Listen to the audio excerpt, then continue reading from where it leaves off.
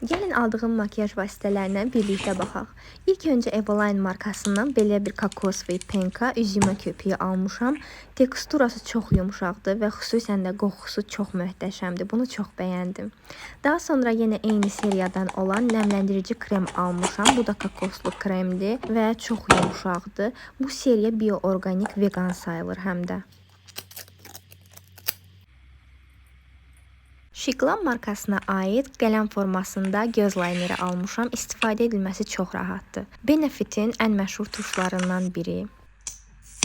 Miss Vidi 24 nömrə dodaq qələmi. Bunun teksturası da yağlı olduğuna görə qalıcılığı uzun müddətlidir.